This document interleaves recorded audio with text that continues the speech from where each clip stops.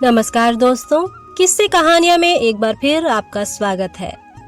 प्रस्तुत है आचार्य चतुरसेन शास्त्री की लिखी कहानी मेहतर की बेटी का भात। बादशाह के लिए ऊंच नीच सब एक समान है। विवाह शादी के अवसर पर लड़के वाला लड़की वाले से बड़ा हो जाता है। दूल्हा अपने को सारी बस्ती का मेहमान समझता है। इसी भाव व्यंजना का चरित्र चित्रण इस कहानी में हुआ है। इस समय जहां हापुड़ का रेलवे स्टेशन है, वहां उन दिनों एक छोटा सा गांव बहादुरपुरा था। यह गांव बहादुर शाह को जब वे शहजादे थे पान दान के खर्चे के लिए दिया गया था। उसकी पूरी माल गुजारी उन्हीं को मिलती थी। बादशाह होने के बाद भी वह उन्हीं की व्यक्तिगत जागीर रहा और उसकी माल गुजारी उन्हीं को मिलती रही। रूपराम चौधरी इस गांव के जमींदार और नंबरदार थे। हर तीसरे साल वे माल गुजारी बादशाह के हुजूर में जाकर अदा कर देते थे। इस अवसर पर वे जरा धूमधाम बाजे गाजे के साथ जाते थे। साथ में 10-20 आदमी भी होते थे। बादशाह दिल्ली में सबका आतिथ्य सत्कार करते थे। रूपराम चौधरी थे कांटे के आदमी। आसपास के गांव में उनकी बड़ी धाक थी। वे एक हौसले के आदमी थे। यद्यपि छोटे ही जमींदार थे, पर इज्जत उनकी बहुत थी। माल गुजारी अदा करने का समय आ गया था और चौधरी माल गुजारी की रकम साथ लेकर धूमधाम से दिल्ली चले।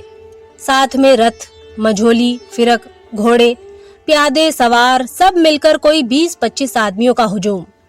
आगे आगे ऊंट पर धौंसा बजता जाता था। उन दिनों रईस लोग इसी तरह सफर किया करते थे। अब तो दिल्ली और हापुड़ 1.5-2 घंटे का ही सफर है। उन दिनों यह सफर 3 मंजिल में पूरा होता था।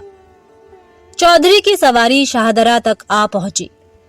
शाम का छुटपुटा हो चला था। उन दिनों शाहदरा एक सैनिक उपनिवेश था जो जमुना के पूर्वी तट की रक्षा की दृष्टि से बसाया गया था।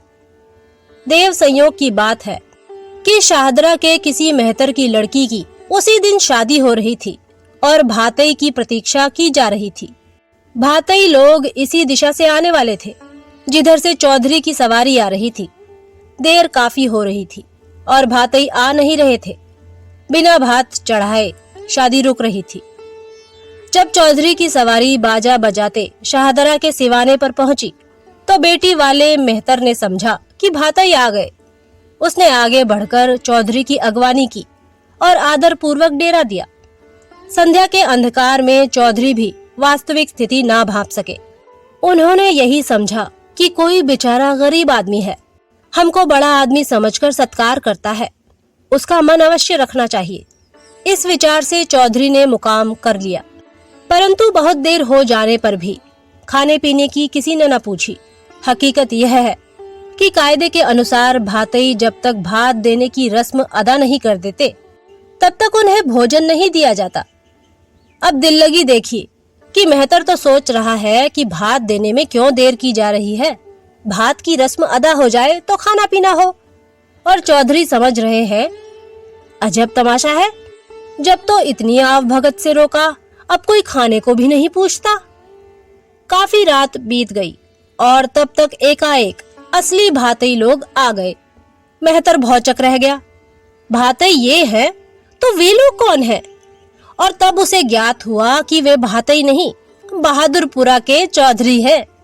मेहतर की फूंक सरक गई। वह हाथ जोड़े आकर चौधरी के कदमों में गिर गया और कहने लगा, माई बाप, बड़ी चूक हुई, बड़ी बेअदबी हुई, मैंने आपको भातई समझ लिया।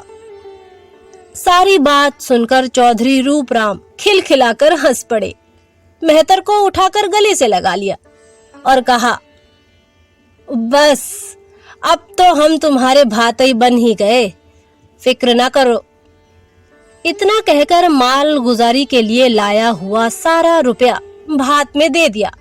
चौधरी रूपराम की दरियादिली और उदारता की यह घटना जिसने सुनी दांतों तले उंगली दबाई। सर्वत्र चौधरी की बड़ाई और जय जयकार होने लगा। उस रात चौधरी ने वहीं मुकाम किया।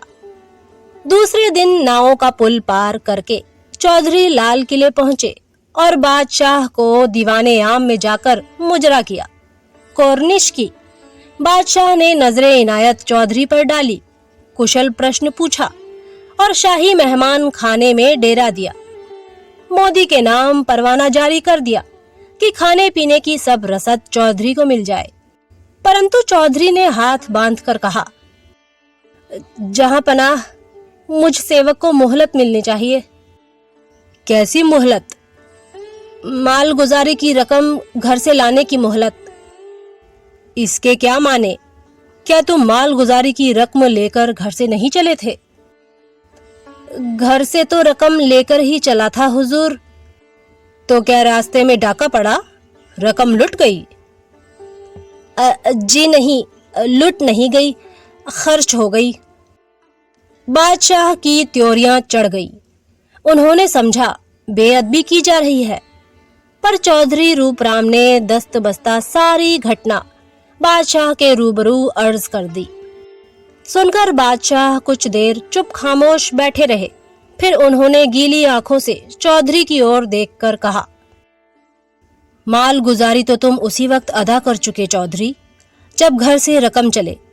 अब वह रकम हमारी थी और मेहतर की बेटी को भात तुम्हारी ओर से नहीं, हमारी ओर से अदा किया गया है।